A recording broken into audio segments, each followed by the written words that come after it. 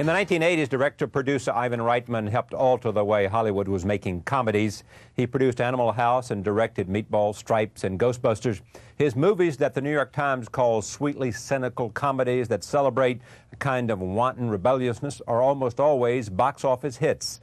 The past year's been a busy one for him. After producing the Michael Jordan movie Space Jam and Howard Stern's Private Parts, he directed Father's Day, which stars Billy Crystal and Robin Williams. Joining me now, Ivan Reitman. Welcome, sir. Great to have you here.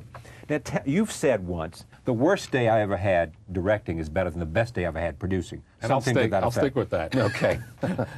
No, there's something so wonderful about working with actors. It's like a privilege, particularly this film, Father's Day, to be able to work with Robin Williams and Billy Crystal. Is that directing, or is that just saying, shoot? Well, no, you have to direct. You know, the more creative the performer is, the more that they do, I think the more direction is required, because there's this extraordinary range of things that both occur on the set or are possible. And, you know, the director's job to try to focus it so that it makes sense in one movie. You've never wanted to do something that was not light and not comedy? It hasn't come up yet. You know, certain films like Dave, I guess, is a slightly more serious film, but it's still played for humor, and I guess its messages are a little more serious. I seem to have always looked at the world with a comic eyeglass, and so even if I'm dealing with a serious subject, then, you know, in Father's Day, it's a runaway child and the question of fatherhood.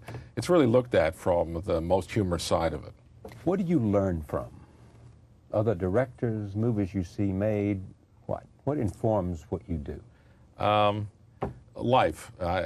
Sounds so big, but it's trying to keep my eyes open in terms of what goes on in human interaction, particularly in a comedy. You know, the best comedy comes out of sort of real situations which are slightly exaggerated, or where you skew things in just that way that we're reminded of the comedy of life. And so I'm, you know, a lot of times my wife Genevieve says, "Hey, Ivan, will you pay attention to what's going on here?" Because she can tell that I'm zoning out somewhere, and what I'm really doing is really focusing a little outside of what's happening, and just watching instead of participating. And I think... And looking at it as material. It's just learning from it, you know, and then what happens as I start to work, I work on the screenplays of all my films, and I'm always trying to find that thing, you know. What's that thing? That thing that makes the scene more delicious. You know, there's the plot requirement, there's the character requirements, the story requirements, but you have that in a drama. Now, what makes comedy so damn tough is that on top of that, you have to think of that thing that twists it a little bit so that the audience on a very regular basis is chuckling or laughing, hopefully. And that's a tremendous pressure, both on the performers and particularly on the director. Howard Stern's movie, Private Parts. Stern was here. I've known him for a long time. Right. And we talked about you and the movie, and, you know, and I asked him, I said to him, well, what's the, is this your movie or is this Ivan Reitman's movie? And he said, well, it was sort of half and half. What did you bring to that film? And when you look at it today and the public response to it, would you do anything different? Well, I'm really proud of the film. I think it's a terrific biography, really, of Howard, and a terrific comedy as well. I started listening to Howard Stern 5 years ago when he started broadcasting in Los Angeles. Yeah. And I became a fan. He was just very unusual. He sort of spoke the truth. Yeah, he said things that sort of annoyed me and was shocking, and I still occasionally turn off in the middle of some bit that he's doing. But on a very consistent day-by-day basis, he was funny, and that's very rare, particularly on radio.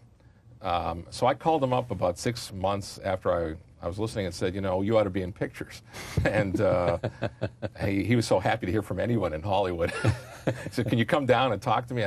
I met him in New York, and, you know, I suggested to him that that his first film he should play himself, that it should be realistically based, very, you know, naturalistically told, and he sort of took it all in, and then we didn't see each other for a year, and he calls me up after about a year and he says, "I've got a great idea for my film." I said, "What's that?" And he says, "The Adventures of Fart Man." I said, "I don't think that's what I have in mind." And why would he say that? Why would he think that's good? I have no idea. I tried to talk him out of it immediately. He went on to, he made a deal with some studio, I think New Line Cinema, and then fortunately he did that thing on MTV, that was quite controversial, right. And I guess had its intended... Was this pay TV or MTV? No, this is MTV. MTV. It was a part of their music awards. Right. And that's about as much as that idea could stand, and it sort of died away. Then he wrote Private Parts, the book, and I called him up right after, and I said, "No, that's it. That's a movie. That's the movie you can do. That's really about yourself. You're speaking very honestly, and I think that's what you ought to do." And I think I got involved about 2 years ago with Len Bloom, developed that screenplay that I think works. And I'm very happy about how the audience responded. The audience that actually came into a movie theater and saw it loved it. And, he kept bragging on his radio show about the test scores, and it was true. I mean, it really... He used to say on his radio show that it did better than Forrest Gump tested. Yeah, I don't know if it did better than Forrest Gump, but it did extremely, extremely well at the high end of the... Then why did it seem to lose its momentum so quickly? What we kept finding out, what Paramount kept finding out in their marketing surveys prior to opening was there was a third of the audience that was quite curious to see this movie, a third of the audience was neutral, and a third of the audience wouldn't see it no matter what. You couldn't pay them to go That's see right. it. Yeah. They didn't care how good it was. Yeah. They were just not, they had a thing about him or what they thought he was. And I think that negativity was far greater than anyone expected. And I think, the film did very well. I think it's going to end up doing about $45 million in box office over here. And it'll be interesting to see how it does in Europe, where they don't know him at all. It could do better in Europe, where they don't know him at all, than it does here, because the focus will be on the movie, which is very strong. And there's no negativity. There's no positive. There's no negative. But the negativity is the same thing that happened to People versus Larry Flint. There was a reaction to Larry Flint that hurt that movie. Yes. Yes. Same thing. And another excellent movie that I think, people sort of confuse the subject matter sometimes with, the intent of the filmmaker. If you had it to do over, some have made this argument, you didn't get, there was not enough of what makes him popular on the radio in the movie. Second guessing. Yes, I've heard that argument. I think the movie is plenty raunchy. It's much raunchier than most movies that are out there. But the film is also sweet and funny and very human. I mean, it's a realistically based biography. I stand by that approach for him. I think in the long run will do him an amazing amount of good. I mean, already his audience numbers are up. They've added about 5 new stations in the last month, and Does I think he that's have a going to future continue. in movies? Oh yeah, I think he's really good in it. I think the big question for him will be, will he translate to the widest possible audience, or is it going to be sort of focused down to his radio audience? And the fact is, the radio audience is getting larger for him, and it's getting larger as more people discover him, what he really is, as opposed to what their perception of him is. And he is a very intelligent, very, very funny performer that does push the envelope. Of all the movies you've made, what was the most challenging and the most satisfying? I talked about Dave earlier. That was very satisfying.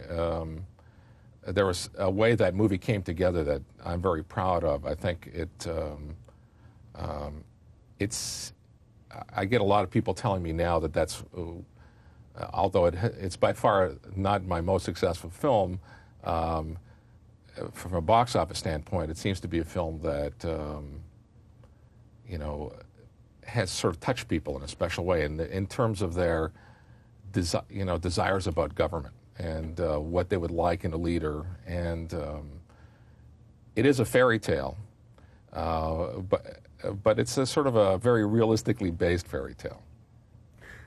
Ghostbusters, I assume, is the most successful. Yes, Ghostbusters, and now, Space Jam is the film that I produced this last year is also very, very successful. And Michael Jordan has a future in movies? I think so. I mean, again, it was interesting because I worked with a lot of sort of non-technically professional actors in both these films, in the Stern film and in the Michael Jordan movie. But they were both, they're great personalities, and they jump off the screen because of what makes them those great personalities. And Michael Jordan is, he's got this great voice, he's got great communicative eyes, smart, and I think he could do things that don't involve basketball. I don't know if he wants to do that, but it's a possibility. And Howard Stern is what I said. He's funny, and the intelligence comes through as well. When you look at the way the movie business is going, what do you like and don't like about it? Everybody talked about this year and all those films that were produced by or distributed by Miramax and the rise of the independents. And there was only one film, which was a studio film, that got nominated to any degree, and that was Jerry Maguire. Yeah. I think, movies are costing way too much. And, Space Jam cost a lot of money. Father's Day ended up costing a fair amount of money. How much? Father's Day? Father's Day is in the 60s, which now is actually a relatively modest amount. Compared to Titanic, it's a small film. That's right, it's tiny. But it's still, when I think that, Animal House cost $3 million. Actually, Meatballs, if I go back to my first movie, cost $1.5 million. Animal House made what? 50? 50, no, more than that. I think about 70 or 80 million box office domestically, and then sort of went on forever as a sort of a perennial video favorite. But even Stripes cost $10 million. Ghostbusters was a very complex movie, cost $31 million. And so it's very frightening. Really, it's not just that it costs a lot and it's scary, but the cost of films have forced the studios to work in a certain kind of way. Father's Day. You got Robin Williams. You got a huge step forward going in. Well, and I've always wanted to work with Robin, and we've sort of come close a number of times, and with Billy Crystal. And how does it differ from what you anticipated working with Robin Williams? I didn't realize how good an actor he is. You see the movies, and what you do is you're touched by the comedy of it, and just by the humor, and you don't notice just how skillful. And I have to say this about Billy as well. He was really a spectacular actor, and just that I could count on both of them to deal with things that are not about the comedy, but are about sort of dealing with this sort of underlying story in a sort of very effective, dramatic way, was a surprise. And I think, I like to say they're like two great jazz musicians. They've never been in a movie together. This is the first time. They do the comedy relief for a number of years, have been good friends for a long time, have always wanted to do a film, and have never found one. And so this was kind of a really nice a possibility. And what happens with them is that, like great jazz musicians, there's a lot of this, okay, I'm going to play the tune, now you play the tune, and there's a lot of this kind of trading off. It's very musical, actually, and there's also a lot of competition. Yeah. It's not, they know how to fill a lot of times it's so wonderful to watch because I like to do multiple takes. A lot of times I don't stop the camera because what I found with comedy especially is that people get into a rhythm, and you want to sort of maintain that rhythm as long as you can. It's interesting we say that because Mike Nichols worked with Robin and Nathan Lane. Yes. And the stories that were around were that stuff that was left on the cutting room floor after he let the scene roll. Yes. Was extraordinary and hilarious. Not better, but just really wonderful. Yes. He chose not to use some of it, even though it was very good, because he thought somehow it wasn't where the movie was. Yes. Well, I think that's true in probably all comedies, but particularly working with Robin and Billy together, who are so comfortable with each other. Yeah, I think I could have cut 3 different versions of this film. Exactly, that's the point. Yeah. And the movie does tell you where it wants to be. And I found myself sort of shifting the editing quite a lot in the process as I watched the rhythms of it and I watched it with audiences. And, you know, the movie now is exactly where I want it to be and where it wants to be. You mentioned audiences and where they go. Do you get lots of benefit from testing movies? Do they tell you, inform you? They inform you if it's really funny, as opposed to, in a comedy you have to play for an audience because, yes, you have to know. I think if it was a straight dramatic piece, I would just trust my own feeling about something. Yes, this has to be like this, and this is the way the story is best told, and you just finish it off. And it's kind of nice to play just to see if there's any surprises. A lot of times, you know, you've been working on normally you work on a movie for a couple of years. You've heard, in the writing, you've heard the line 50 to 1,000 times. In the shooting, you've heard it 1,000 times. In the editing, you've heard it 5,000 times. By the time you're looking at the movie like this all by yourself in your little editing room with your editors who've also watched the same line 10,000 times, all comedy ceases. You just have a sense of, this seems like it's funny. Yeah. And, you know, I try to use this instinct in the back of my mind to judge what's humorous on the set because, again, it's repeated and repeated, and it's certainly not what the crew thinks is funny. That's when it's really nice to sort of try it in front of some fresh people. I mean, I find myself sometimes when you're editing something in even more documentary form or about somebody, biographical, you'll find out that, you know, let's try it this way, then let's try it this way. Maybe if we moved it here, and all of a sudden you're back where you started. You know, it happens. It certainly has happened to me quite a few times. Ivan Reitman, the movie is Father's Day. Thank you very much. Great to have you here. Thank you for joining us. We'll see you tomorrow night.